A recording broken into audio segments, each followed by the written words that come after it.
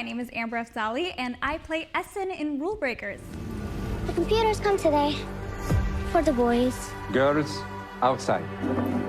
The first time I touched a computer, it's like a light in the darkness. And my tiny world got bigger and bigger.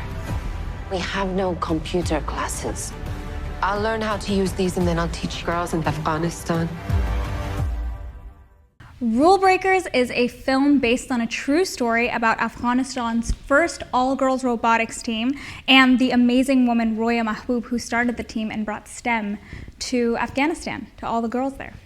Gosh, some of the challenges that the girls themselves faced was just like visa issues. They had like societal expectations, family expectations, but some of the challenges that we faced was different climates. We were filming on one hand in Morocco for a month, a little over a month, and then we completely shifted and went to Budapest, and that was just a change in climate, a change of culture, a change of the type of people, new crew. It was really exciting. It was very cool, but it was definitely something that we had to learn and understand. I also would say that trying to make sure that we are staying authentic to the culture, both the robotics culture and the Afghan culture, that was something that we were very mindful of. And it didn't ultimately end up proving too much of a challenge. You can see it in some of the scenes. There's actually less computers than there are girls in the classroom. So it was a big win for them that Roya was able to bring computers to the classroom. But even then, they didn't have the capabilities to have a computer for every girl in the classroom. You also see challenges like transport and travel and visa issues. You see issues with my character. Her uncle is very much against her being a part of this team. We have fathers who are against girls being a part of this team that end up being persuaded.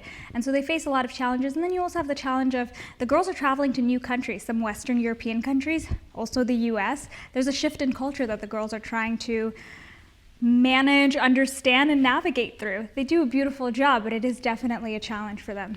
So my character, Essen, is based off of 2 of the 6 girls that were on the original team. And Tara and Essen kind of share that. The 2 girls that Tara and Essen are based off of, they were kind of like chopped up, divided, added, combined to create Tara and Essen. So we kind of had a little bit to go off of and a little bit of content that we could follow and track to understand the girls better. One of them even did a TED Talk, so we were able to watch that to get inspired and understand the struggles that these girls went through. But it was ultimately really nice that they shifted it from 6 to 4. I think for one, it helps audiences track the stories of the girls better, but I also think that it allows us to have a little bit of creativity and bring a little bit of our own personalities to the character, especially since we're girls, from that region. We're derived, our parents are from that region, so we were able to take our own cultural understanding and put it in each of the girls and creating ultimately 4 very distinguishable, unique personalities for each of the girls. It's dangerous to talk about girls doing this. It's dangerous not to. My answer today and tomorrow will always be no. How did you convince your uncle? I said if we won, I would attract a rich husband. Of course. The Taliban have been strongly against women getting an education, unfortunately. At that time, actually, when Roya brought computers, there was a different administration in charge in Afghanistan. There was a completely different regime. So you had a lot more education, a lot more progress, a lot more Afghans speaking up, Afghan women bringing education to girls in a lot of different parts of the country. Unfortunately, after 2021 and the second fall of Kabul, now we are seeing a regression of women's rights again, and unfortunately the Taliban are prohibiting women from getting an education past the 6th grade. So we are seeing a regression of women's rights to education. I think I am much more appreciative of the education that I have. My parents were always very adamant that education is priority number 1. And I think it's because they knew how fortunate we were to be in this country where girls can get an education past the 6th grade. We can study what we want to, and we can go to university and colleges. I think it breaks my heart that there are still some people who take that for granted. And it breaks my heart even further that there was a time when girls had that hope and that dream and that ability to potentially get their degrees, to potentially have these flourishing careers in Afghanistan. And now, unfortunately, all of that's been taken away. So it is truly heartbreaking, but I am very proud of the film that we created because I think it touches on a lot of those topics, and it shows that a lot of people say that Afghanistan is the way that it is because of the people, but I think the film shows that within the girls there's a true desire to learn. There's a true desire to receive an education, and I think our film showcases that. Are you interested in joining our team? You're the robot lady. How fast do these robots go? You get to drive them in America. It's dangerous to talk about girls doing this. It's dangerous not to.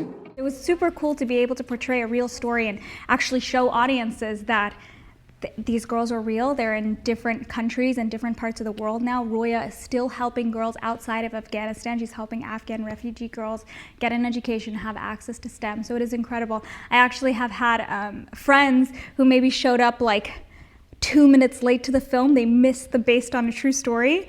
And then at the end of the movie, it shows the real people and they're like, this was based on a true story, and they're just in shock that many trials and tribulations happened to the girls and to Roya. But we actually did get to meet Sumaya at the premiere, and she cried when she watched the film. She cried telling us about watching the film. And as an actress, that felt like a huge sigh of relief that we portrayed it with such authenticity that she could connect it with her own life. But it also felt like this project is just bigger than ourselves. It resonates with people. It resonates with people who've even gone through that experience. It still makes an impact in their hearts. And they were ultimately, I also met Rehana in Doha, Qatar, when we had another screening, and she was also very grateful for the film and thought the performances were very beautiful and authentic. And I think it speaks volumes about how films like this can touch people from different corners of the world and can make an impact even when they've lived through it. There have been some heavy conversations about how the situation has declined, but there's also been several conversations about hope and about how girls like this, they're educated, they have potential to give back to their community. And so it's been kind of, the best part about this film is that it's opening a dialogue around Afghanistan and around the situation for women in Afghanistan. And there are several organizations that are working to give back right now. So there's like ASEAL, there's Drop Any Havet, there's Women for Afghan Women. So there's a lot of different organizations that are planning to give back, and a lot of different organizations who are trying to showcase this film to their members so that they can see how valuable education is for girls there. And I'm hoping that, you know, this is being played in some pretty high up places too, and that's coming down the line, but I'm hoping that it strikes up a conversation for governments on how they want to change policy and maybe push for Afghanistan to have more opportunities for women and to enforce education for women.